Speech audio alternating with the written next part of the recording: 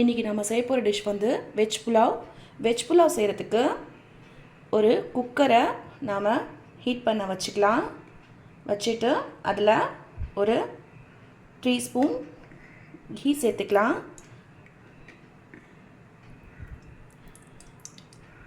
Key கொஞ்சம் சூடாகட்டும்.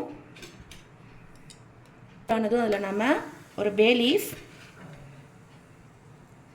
கிராம்பு 2, இலாய்ச்சி 2, ஒரு சின்ன துண்டு பட்டை, இதெல்லாத்தையும் சேர்த்துக்கலாம். இதெல்லாம் கொஞ்சம் வெடித்து வரட்டும். இதில் நம்ம ஆனியன் சேர்த்துக்கலாம். ஆனியனை நல்லா கண்ணாடி பதம் வர வரைக்கும் வதக்குங்க.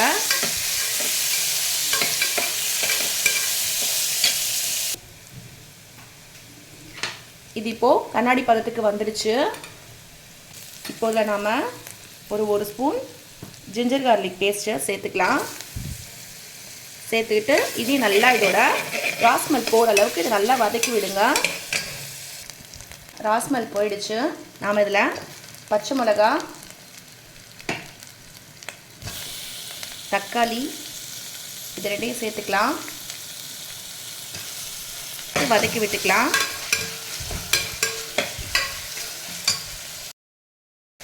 இப்போது லைட்டாக தக்காளி வதங்கிடுச்சு. வதங்கினதுக்கப்புறம் இதில் நாம் பீன்ஸும் கேரட்டும் சேர்த்துக்கலாம். சேர்க்குறேன். இதில் பச்சை பட்டாணி இருந்தால் அதுவும் சேர்த்துக்கோங்க, ரொம்ப நல்லா டேஸ்டியாக இருக்கும். இது நல்லா வதக்கி விட்டுக்கலாம். இப்போ இது கொஞ்சம் நல்லா வதங்கிடுச்சு. இதில் நாம் மல்லி, அப்புறம் புதினா இதையும் சேர்த்துக்கலாம்.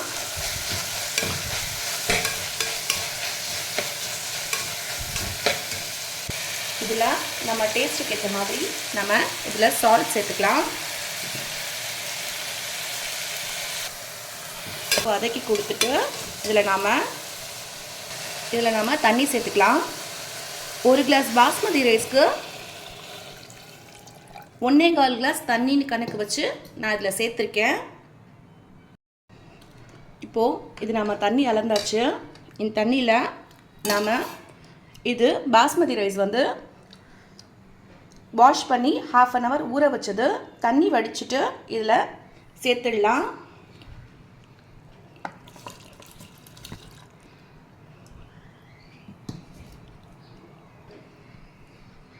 இது தண்ணி வடிச்சிட்டு இதில் நம்ம சேர்த்தாச்சு. இது நல்ல ஒரு கிளறி கொடுத்துட்டு நாம்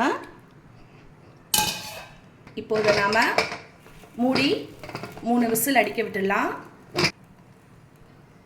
3 விசில் அடித்ததும் நம்ம வெஜ் புலாவ் ரெடி ஆகிடும்.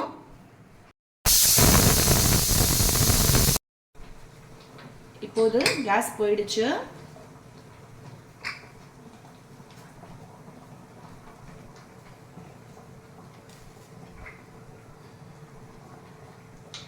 இது மேலே நாம் ஒரு ஸ்பூன் கீ போட்டுட்டு இதை நல்லா கிளறி விட்டுட்டு நாம் இதை சர்வ் பண்ணிக்கலாம். நம்ம வெஜ்ஜி புலாவ் ரெடி ஆகிடுச்சு. வாங்க சாப்பிட்லாம். நீங்கள் செஞ்சு பார்த்து சொல்லுங்கள்.